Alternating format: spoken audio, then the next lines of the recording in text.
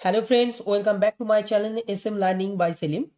তো আজকের ভিডিওতে আমি ষষ্ঠ শ্রেণী গণিত প্রভার পেজ নাম্বার 17-এর 15 থেকে যে অঙ্কগুলো রয়েছে সেই 15 অঙ্কগুলো আমরা 15, 16, 17, 18, 19, 20 আজকে এই পর্যন্ত আজকে আমি অঙ্ক তোমাদেরকে সলভ করে দেখাবো। তো ভিডিওটি স্কিপ না করে তোমরা পুরো ভিডিওটি দেখো। যে সমস্ত বন্ধুরা আমার চ্যানেলে নতুন তারা আমার চ্যানেলটিকে সাবস্ক্রাইব করবে এবং পাশে থাকা বেল আইকনটিকে অবশ্যই ক্লিক করবে, যাতে যখনই আমি কোনো নতুন ভিডিও আপলোড করব সেই ভিডিও নোটিফিকেশন তোমাদের কাছে পৌঁছে যায়। তো চলো আজকের ভিডিওটি শুরু করা যাক। তো ফার্স্ট যে অঙ্কটা আছে, বলা হচ্ছে দুটি সংখ্যার গসাগু ও লসাগু যথাক্রমে 8 এবং 280, 280 এবং 8। একটা সংখ্যা যদি 56 হয় অপর সংখ্যাটি কত বার করতে হবে। তো আমরা প্রথমে জিনিসটা দেখবো যে দুটি সংখ্যার গসাগু গুণ লসাগু সমান বলতে বোঝায় কি, সংখ্যা দুটির গুণফল বা সংখ্যা দুটির গুণফল লসাগু ইন্টু গসাগু বা গসাগু গুণ লসাগু। তো আমরা কি করব, যে সংখ্যাটা বলা হয়েছে আমাদেরকে যে গসাগু এবং লসাগু 8, লসাগু 280, তা আমরা এইটার সাথে এটা গুণ করে দেবো। গসাগু গুণ লসাগু ইজ ইকুয়াল টু 56 একটা সংখ্যা ইন্টু অন্য একটা সংখ্যা, ওটা এক্স ধরে নেব। তাহলে আমরা এক্স সমান সমান লিখতে পারি যে 8 ইন্টু 280 বাই 56টা নিচে চলে আসবে। এবার কাটাকুটি করে দাও, 7 8 56, 8 দিয়ে 28কে 280কে কাটো 40।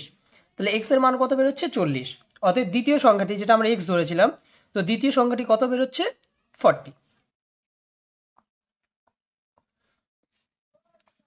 নেক্সট 16 নম্বর অঙ্কটা বলা হয়েছে দুটি সংখ্যার গসাগু এক, সংখ্যা দুটি লিখি। দুটি সংখ্যার গসাগু এক, তাহলে যে কোনো মৌলিক সংখ্যা, মৌলিক সংখ্যা বলতে কি বোঝায়? বিজোড় সংখ্যা। যে কোনো মৌলিক সংখ্যার গসাগুই এক হয়। যেমন এক্সাম্পল দেখো 5 এবং 6। তাহলে এই সংখ্যা দুটো যদি আমরা গসাগু করি, দেখো 5 6 এক দিয়ে যাবে।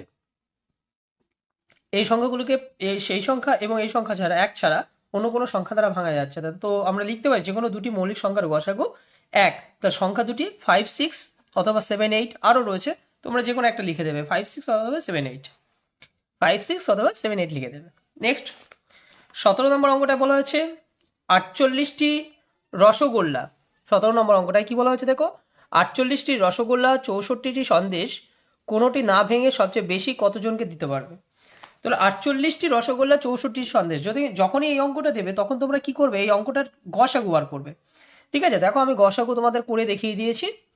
তো গসাগু কতবার হয়েছে? 16। অতএব সবচেয়ে বেশি 16 জনের মধ্যে সমান সংখ্যায় দেওয়া যাবে। ঠিক আছে, তো গসাগুর একটা নিয়ম বলে দিই আমি। এই ক্ষেত্রে যে গসাগুগুলো বার করেছি, তো সবসময় ছোট সংখ্যা থেকে বড় সংখ্যা নেওয়ার চেষ্টা করবে। ঠিক আছে, তাহলে অঙ্কটা করতে খুবই সুবিধা হবে। নেক্সট 18 নম্বর অঙ্কটা দেখো কি বলা হয়েছে, বিভাস ও তার বন্ধুরা বন্ধুরা মিলে 8 জন অথবা 10 জন করে সদস্য নিয়ে নাটকে একটি দল তৈরি করছে। কমপক্ষে কতজন থাকলে উভয় প্রকার দল তৈরি করতে পারবে। এক্ষেত্রেও এই অঙ্কটার ক্ষেত্রে আমরা লসাগু করব। 8 এবং 10-এর লসাগু করবে। 10 লসাগু হলে লসাগুটা যেটা বেরোবে 40। তাহলে কতজন? কমপক্ষে 40 জন থাকলে উভয় প্রকার দলটি তৈরি করা যাবে। নেক্সট 19 নম্বর, যদুনাথ বিদ্যা মন্দির স্কুলের ষষ্ঠ শ্রেণীর ছাত্রছাত্রীদের স্কুলের বাগানের যে গাছ লাগানোর জন্য পঞ্চায়েত থেকে ফুলের গাছ চারা পাঠানো হয়েছে। তো চারাগুলিকে যথাক্রমে 20, 24, 30টি সারিতে লাগাতে হবে। বলছে পঞ্চায়েত থেকে কমপক্ষে কতগুলি চারা পাঠিয়েছিল সেটা বার করতে হবে। তো আমরা কি করব, এই অঙ্কটার ক্ষেত্রে আমরা এটার লসাগু নির্ণয় করব। ঠিক আছে, কি করব? লসাগু নির্ণয়। 20, 24 এবং 30-এর লসাগু করবে। লসাগু করে বেরোবে দেখো 120। সুতরাং পঞ্চায়েত থেকে কমপক্ষে 120টি চারা পাঠানো হয়েছিল বা পাঠিয়েছিল।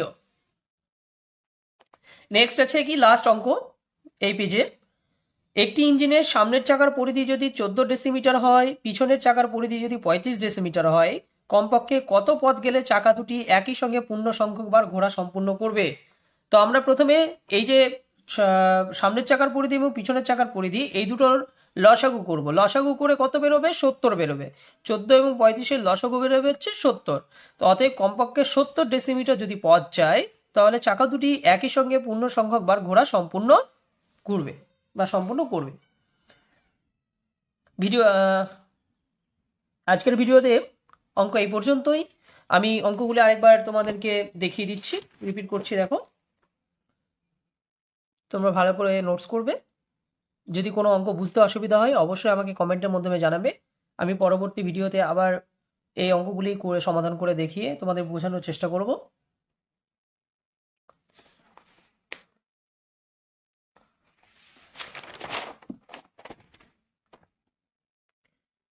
তো ভিডিওটি যদি ভালো লেগে থাকে অবশ্যই আমার চ্যানেল রয়েছে এসএম লার্নিং, আমার চ্যানেলটিকে অবশ্যই সকলে সাবস্ক্রাইব করবে এবং ভিডিওটি একটি লাইক করবে।